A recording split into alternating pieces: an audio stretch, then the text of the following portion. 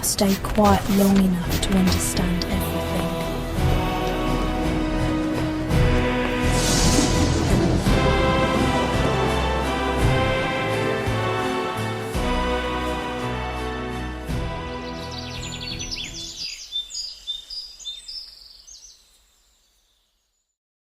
I didn't notice her at first. That's the most humiliating part of the memory. How normal it all felt.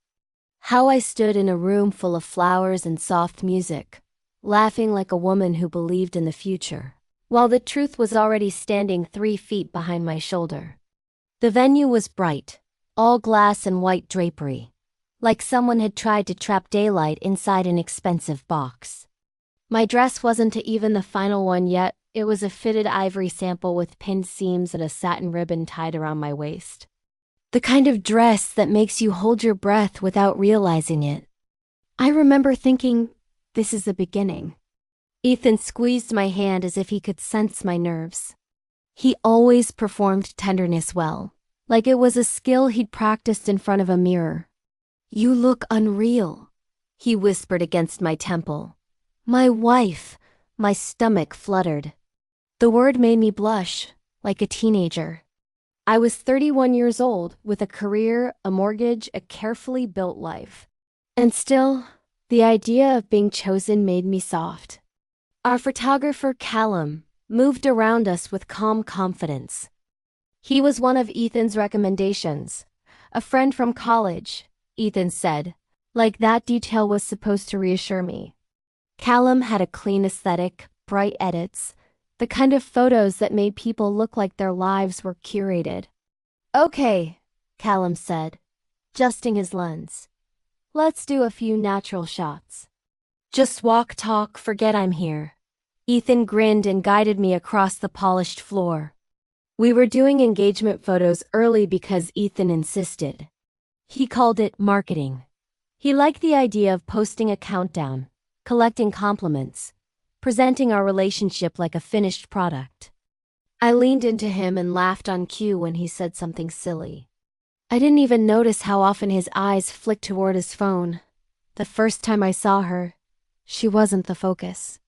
It was a simple moment. Callum asked Ethan to stand behind me, wrap his arms around my waist and kiss my cheek. The light hit my face perfectly, soft and flattering. I smiled because I was supposed to. And then I heard it. A small laugh. Not mine. Not Callum's. Not the wedding planner hovering nearby. It came from behind the camera. I turned my head, expecting to see one of the assistants, maybe the venue staff. But what I saw made my smile freeze in place for half a second. A woman stood near the doorway, holding a clipboard. She looked like she belonged there, not in the way guests belong, but in the way someone belongs when they've been there before. Dark hair pulled into a sleek low bun, a fitted beige blazer, minimal jewelry. Professional, controlled. Her expression was polite, like a mask with perfect edges. She lifted her eyes and met mine, just for a second. Then she looked away, as if I was a detail she'd already processed. "Sorry," she said lightly, and walked toward the hallway with the kind of confidence that suggested she didn't need permission. I watched her leave, unsettled by a feeling I couldn't name. Ethan's arms tightened around me. "Babe," he murmured, warm breath on my ear. "Don't overthink. This is going amazing." I blinked. "Who was that?" Ethan didn't even look. Probably venue staff. Something about his answer hit wrong. Not because it was obviously a lie, but because it was too smooth. Callum chuckled. "Happens all the time. People pop in." I nodded, forcing my face back into a smile. The camera clicked again. I didn't want to be the woman who ruins a moment with paranoia. Not yet. That night, Ethan posted one of the photos, me laughing in his arms. Sunlight in my hair, the caption a predictable line about forever and lucky men. The comments flooded in. Power couple. Wedding of the year. She's glowing. I stared at the photo longer than I should have. In the background, barely noticeable, was the woman with the clipboard. Her face wasn't fully visible, but I recognized the bun, the posture, the way she held herself like she owned the room. I zoomed in until the pixels blurred. Something cold slid down my spine. I didn't know who she was yet, but I knew one thing: she didn't look like Staff. 2 days later, my best friend Nora dragged me to brunch like she was saving my soul. Nora had the kind of loud personality that forced you to keep up. She was beautiful in a messy, effortless way and completely incapable of pretending. "So," she said, spearing a strawberry, "tell me you're not spiraling." I forced a laugh. "I'm not spiraling." She narrowed her eyes. That's the exact voice of a woman spiraling. I took a sip of iced coffee and stared at the table. I saw someone at the shoot, a woman, and Ethan, I don't know. He answered too quickly. Nora leaned back. "Okay, listen, there's nervous bright energy and there's gut feeling. Which one is it?" I didn't answer, because I knew. It wasn't nerves. It was the same feeling I got when I was a kid and my mother would pause mid-sentence, like she heard something outside the door. The pre-warning before reality arrived. "I think it's gut," I admitted. Nora exhaled slowly. "Then we don't ignore it." That sentence would have sounded dramatic in any other context, but coming from Nora, it sounded like a plan. That afternoon, I did something I'd never done in my entire relationship. I checked Ethan's phone. Not aggressively, not with shaking hands, not even with anger. It was quieter than that. It was a decision. He'd left his phone charging on the kitchen counter while he took a shower. The screen lit up with a notification calendar reminder. Site walkthrough to 6:30 p.m. Just one letter. My stomach tightened. Ethan wasn't sloppy with texting. He wasn't the kind of man who left flirt messages lying around. If he was hiding something, it wouldn't be in his DMs. It would be in his structure. His calendar. His excuses. I opened the calendar. There it was again, on multiple dates. Walkthrough L. Client meeting L. Dinner L. They weren't new. They went back months. Always at odd hours. Always scheduled like obligations, not pleasures. I clicked one. No address. No notes. Just L. The shower turned off. I locked the phone and put it exactly where it was, my heart oddly steady. When Ethan walked out, towel around his waist, he smiled like nothing in the world could touch him. "You okay?" he asked. "Yeah," I said, and smiled back. "Just thinking about the seating chart." He laughed. "God, don't stress yourself. My mom said she can help." His mom. That name carried its own weight. Linda was the kind of woman who could compliment you and criticize you in the same breath, and make you feel grateful for it. I nodded like a good fiancé. That night, I opened the engagement photo folder Callum had shared. Hundreds of images. Different angles. Different lighting. Different moments. I wasn't searching for beauty. I was searching for her. And I found her in more photos than I should have. Not in a photobomb way. In a she was meant to be there way. In one picture, she stood behind Callum, looking over his shoulder as he reviewed shots. In another, she was near the doorway, speaking to someone whose face was cropped out. In one, she was closer than she'd ever been behind Ethan. Close enough that if he leaned back, he would have touched her.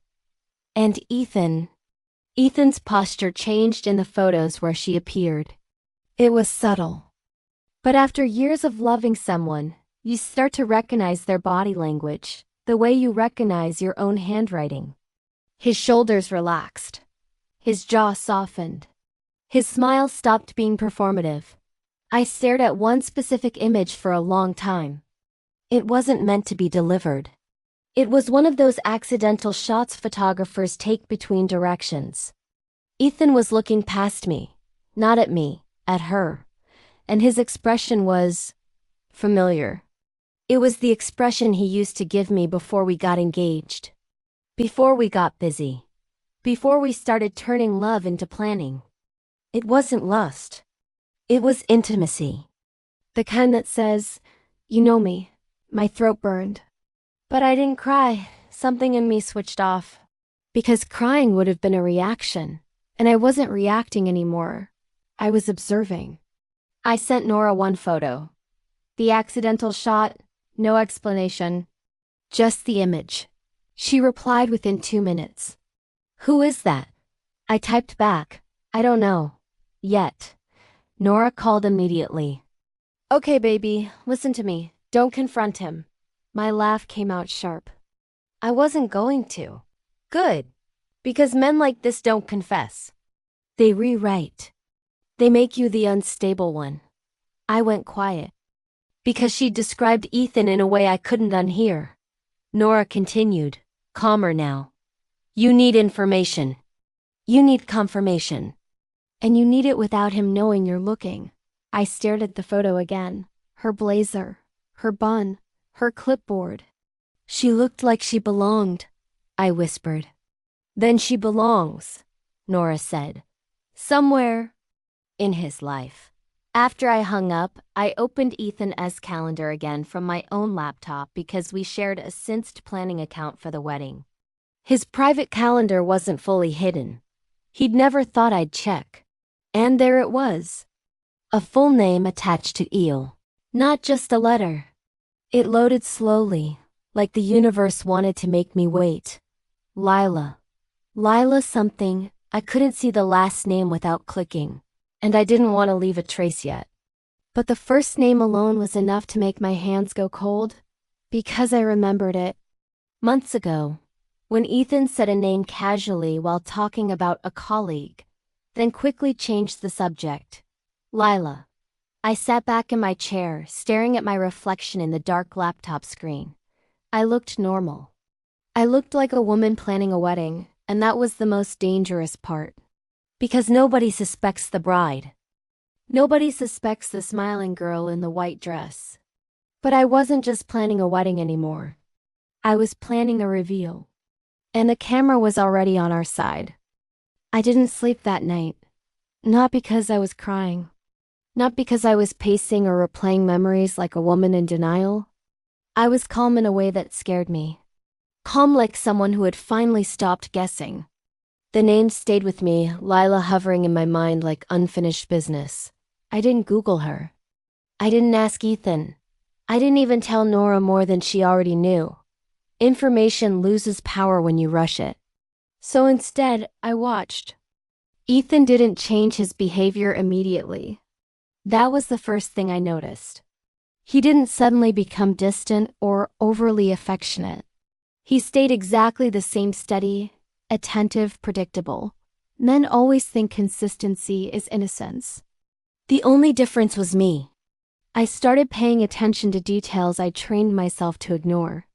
The way he angled his phone face down on the table. The way he took calls on the balcony. The way he framed his schedule like a shared life while keeping parts of it untouched. 3 days later, Ethan kissed my forehead and said, "I've got a late meeting tonight. Don't wait up." "Okay," I said easily. "Want me to leave dinner in the oven?" He smiled. "You're perfect." I watched him leave. I waited exactly 5 minutes. Then I opened our shared laptop again. The synced calendar updated automatically.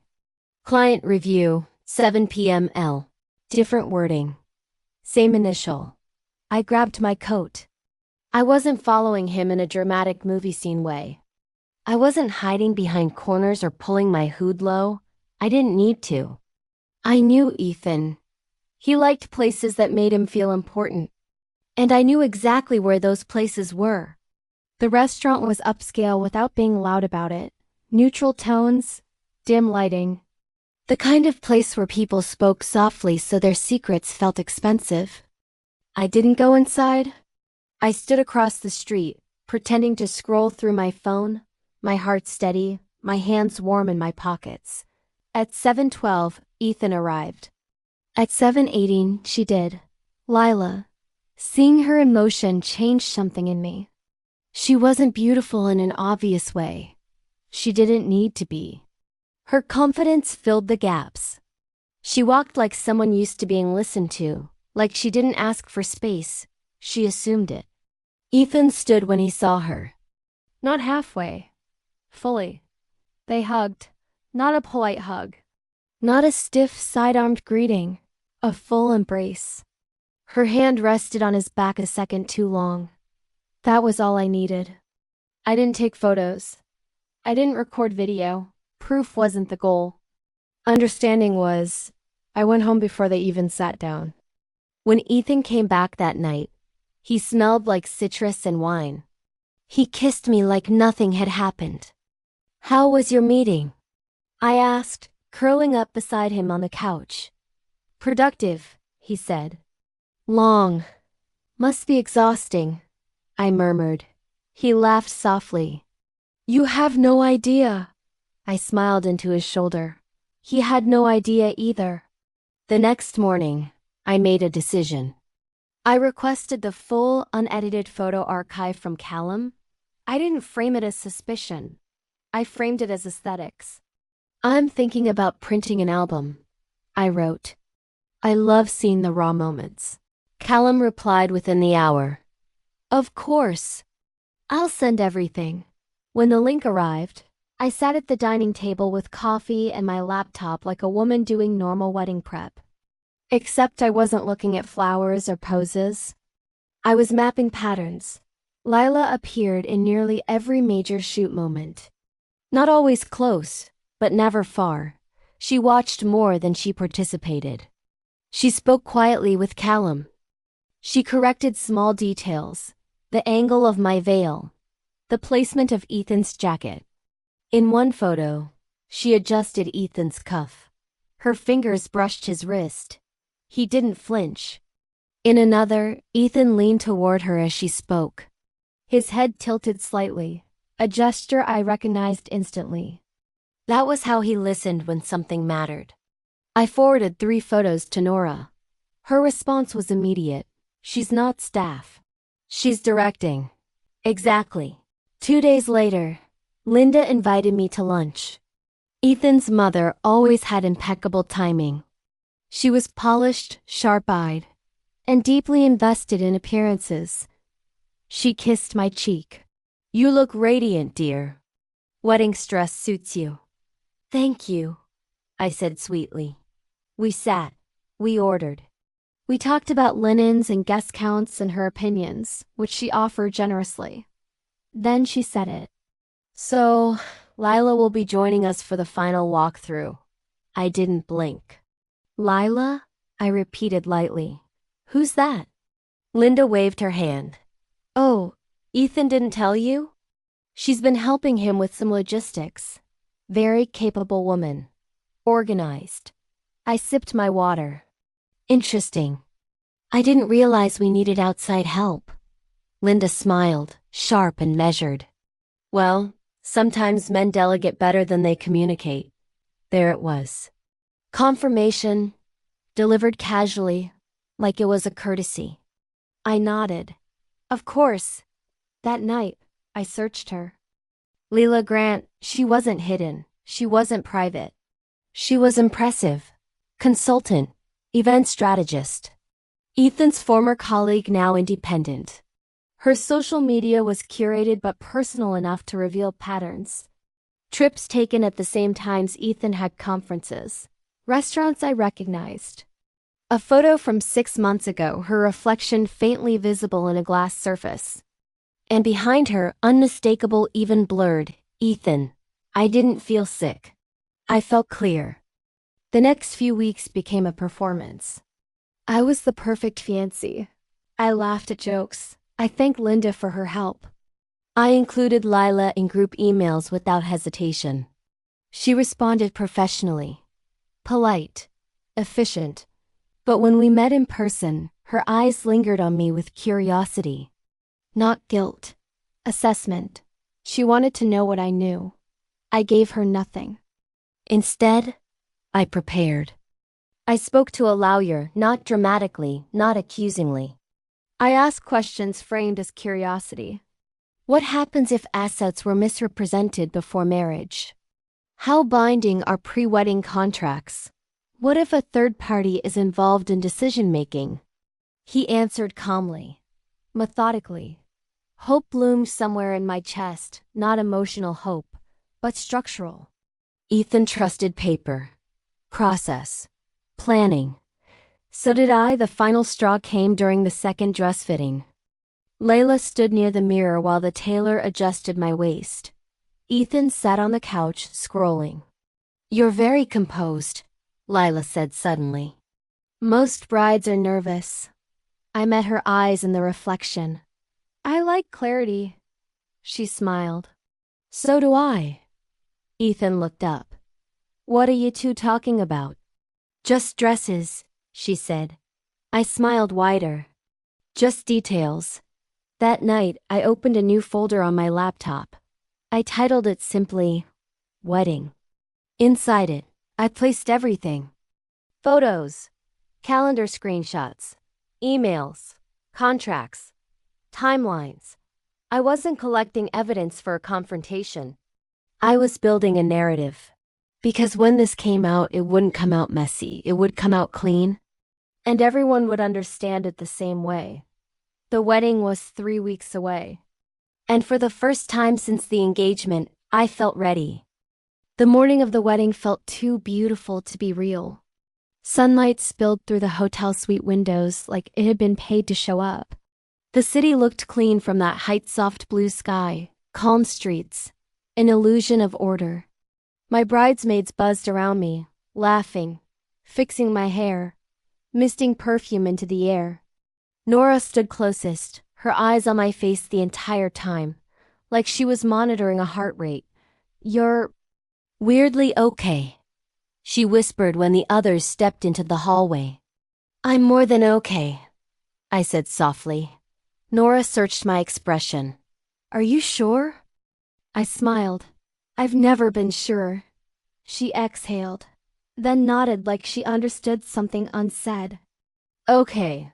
Then we do it your way. My way." That had become the entire point. The dress was the final one, structured ivory, clean lines, no unnecessary sparkle. The kind of dress that didn't beg to be admired. It commanded it. When I looked in the mirror, I didn't see a bride. I saw a woman who had been underestimated too long. Ethan's mother arrived at noon with her usual control. Linda kissed my cheek, then immediately started giving instructions to the makeup artist like she owned the room. "Make sure the lighting is flattering," she said, not to anyone in particular. "This is going to be everywhere. Everywhere." She had no idea how accurate that would be. Lila arrived 15 minutes later. She didn't come in like a guest. She came in like a manager. Clipboard, earpiece, neat bun. She scanned the room, measured the energy, and smiled at me. "Lena," she said, "you look stunning." "Thank you," I replied. "You look prepared." Her lips twitched. "Always." Ethan wasn't with her. Of course he wasn't. Ethan liked to appear at the exact moment he could receive the most attention. As Lila walked toward the balcony to take a call, Nora leaned close. "She's acting like she's part of this." "She is," I said. Nora's eyes narrowed. "And he thinks you don't know. He thinks I'm a bride," I said calmly. "He doesn't realize I'm also the editor." Nora didn't ask what I meant. She just took my hand and squeezed it once. The ceremony began at 4. The venue looked like a wedding brochure, white aisle, soft flowers, warm light, string music. Guests smiled, phones poised, faces ready for romance. I walked down the aisle with my father, my heart steady, my steps slow. I looked straight ahead and saw Ethan waiting at the altar. He looked perfect. That's what made it horrifying. Perfect suit, perfect smile, perfect expression of devotion. Even now, with everything I knew, part of me wanted to believe the performance. Because I had loved him. And love doesn't die in one clean moment. It unravels. Ethan reached for my hands. His palms were warm. "Hi," he breathed, eyes shining. I smiled back. "Hi." The officiant spoke about love, trust, partnership. I listened like an audience member. When it was time for vows, Ethan went first. He spoke beautifully. Better than beautifully, like someone who had rehearsed. Like someone who knew which words would make people cry. "I promise to choose you," he said, voice thick with emotion. "Every day. I promise to honor you, to protect you, to build a life that's ours." The crowd melted. I saw Linda dabbing at her eyes. I saw Nora's jaw tighten. I saw Lila standing off to the side, still as stone. Then it was my turn. I stepped closer to the microphone. The entire room leaned in. I took a breath, slow and measured, and said the truth, just not the truth they expected. When Ethan proposed, I began. I thought the most important part of this journey would be planning a wedding. Soft laughter, smiles. I continued. But I learned something unexpected. The room stayed quiet. I learned that weddings aren't just about love, they're about stories. About what people want to believe. About what gets framed and posted and remembered. Ethan's smile held barely. I looked directly at him. And I learned that the camera doesn't just capture moments. I paused. It captures patterns. A slight ripple moved through the guests. Confusion. Curiosity. Ethan leaned in, low voice. "Baby, what is this?" I smiled gently. "A vow." He exhaled like he was relieved. So I continued. "I vow to never ignore my instincts again," I said. "I vow to read every detail. I vow to never let someone rewrite reality in front of me." Ethan's eyes flashed just for a fraction of a second. Linda's face tightened. I turned slightly, letting my gaze sweep the crowd. "And because today is about honesty," I said softly, "I wanted to give everyone a gift." The officiant blinked. Gift?" "Yes," I said. "A slideshow." The venue screens 2 large panels we planned for our photo montage lit up instantly. Ethan's head snapped to the side. Linda stood halfway, her mouth opening to protest. But it was too late, because the slideshow wasn't romantic. It wasn't the how we met story Ethan loved to tell. It was something else. It started harmlessly. Engagement photos, smiles, soft light, us. Then subtle shift. A shot with Lila in the background. Then another. And another. Each slide highlighted what the eye normally ignored. The next image was the accidental one. Ethan looking past me at Lila with a look that didn't belong to a colleague. A murmur rose. The next slide. Calendar screenshots.